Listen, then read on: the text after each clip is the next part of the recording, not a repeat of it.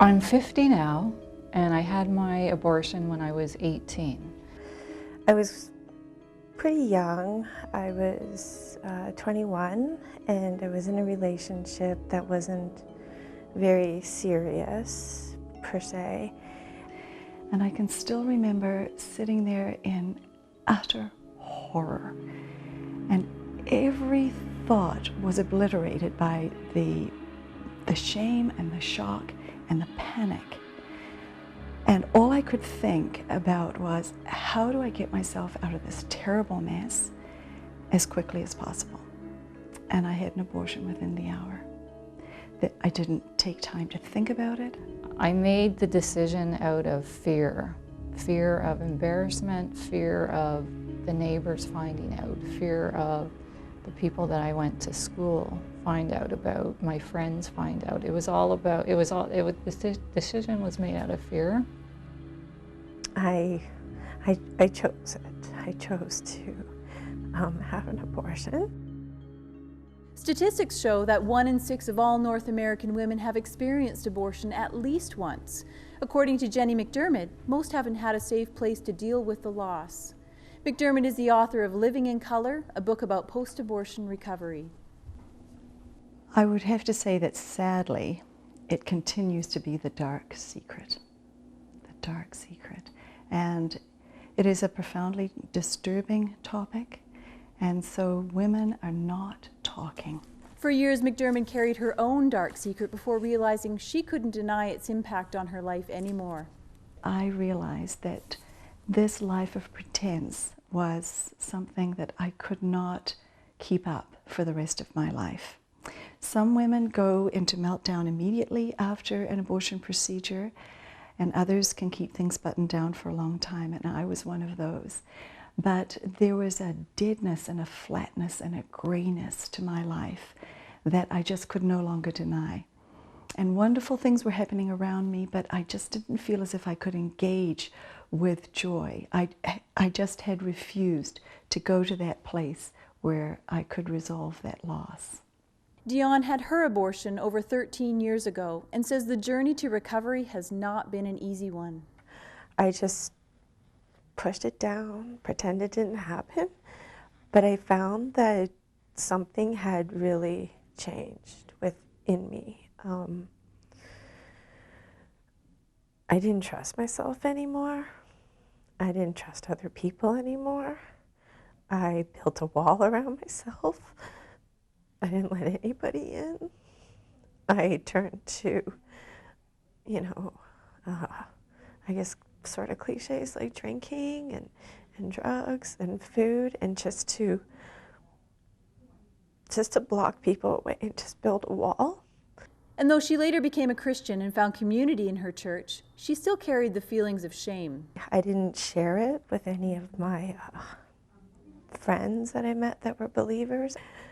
If they really knew me, really know what I had done, they wouldn't really like me anymore. Shame, says author Jenny McDirmid, is a common emotion for many women after an abortion, especially in the church. You've got to understand that an abortion choice, this kind of grief, is particularly difficult because we've brought it on ourselves, and it is our own child that is lost at our own hand. And when you consider how the pro-life people and Christians feel about it and think about their condemnation, they hate what we have done. But believe me, they don't hate what we have done as much as we hate what we have done. And we have to live with that, the reality of that. McDirmid says there are few safe places to turn to for those wanting to get help. And we've got these widely polarized camps. So over here we've got the pro-lifers, the Christians, and of course over here we've got the pro-choice. But neither of those places is a safe place for a woman wrestling with post-abortion turmoil. She's afraid of being judged and condemned if she goes to the pro-lifers. But if she goes to the pro-choicers, they do not want to hear that there's any negative fallout, because they're promoting their idea that it's a woman's body, it's her choice, it's a way out of a tight spot, and it's supposed to bring relief and not grief. And that's why she created the Living in Color course, an 8-week course run out of the Calgary Pregnancy Care Centre that provides a safe place for women to work through their grief. Many women who come to see us cannot even say the word. They'll say the procedure, or they'll use the expression the A word, or they can't even verbalize the word. They are so traumatized by it.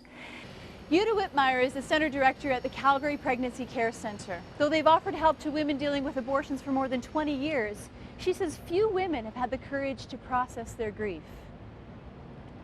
So sometimes it takes years. We had one woman who told us that she called us and, you know, got a really good response because she was really struggling with the issue, and it took her 2 years to make that next call and actually come into the center. And then it took her some time again before she actually was able to do a grief group. Though she had worked through some of her grief through a church support group, Dionne knew there were still unresolved issues. After digging up a contact number for Jenny McDirmid, she was invited to participate in the Living in Color course.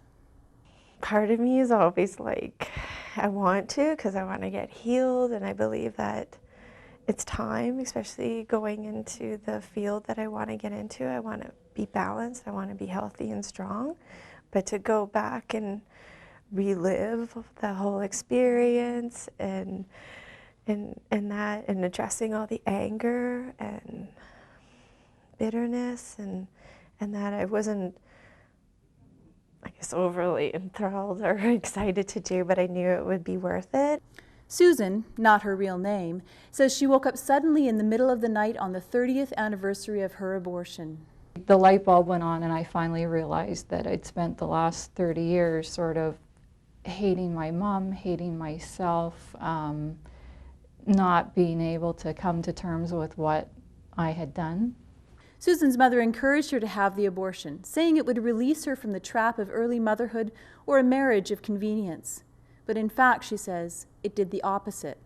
When you have a secret inside that's so shameful and painful, you just start to shut off everything in your life. You shut down in your relationships, you shut down in any dreams you may have had about, you know, your life or the direction it was going to go.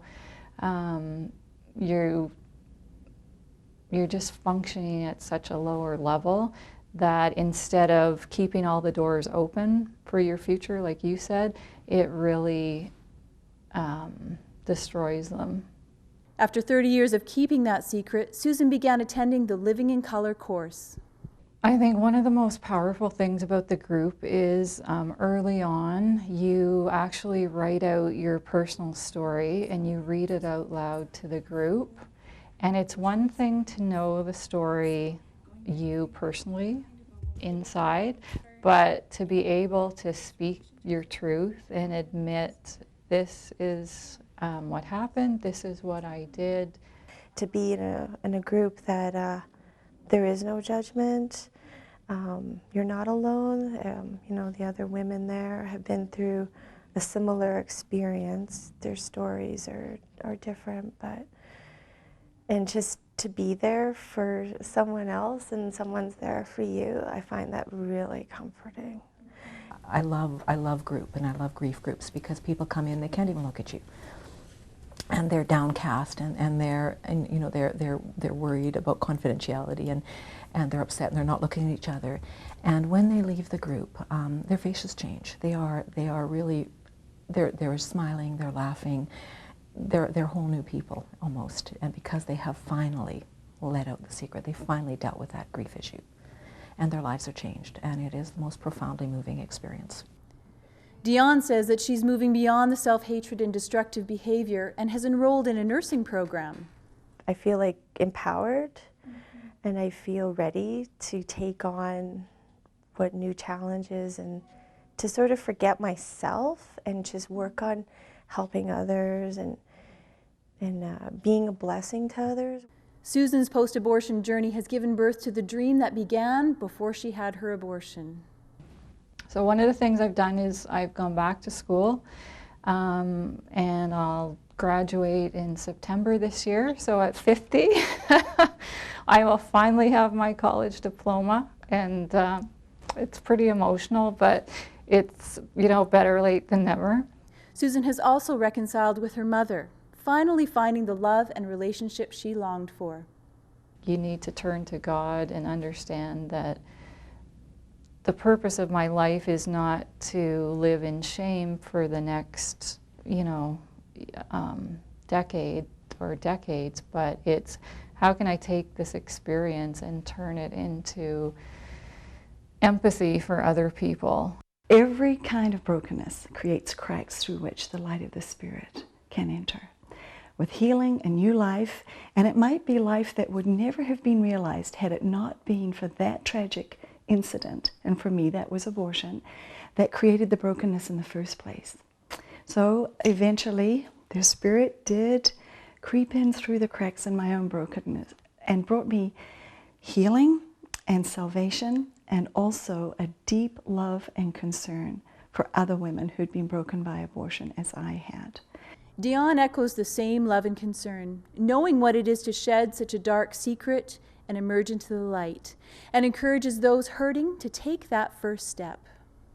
For anyone who is dealing with their own abortion experience or knows anybody of it, that there's hope and there's help, and just to have some courage and pick up the phone and make an appointment to call whatever agency where they are.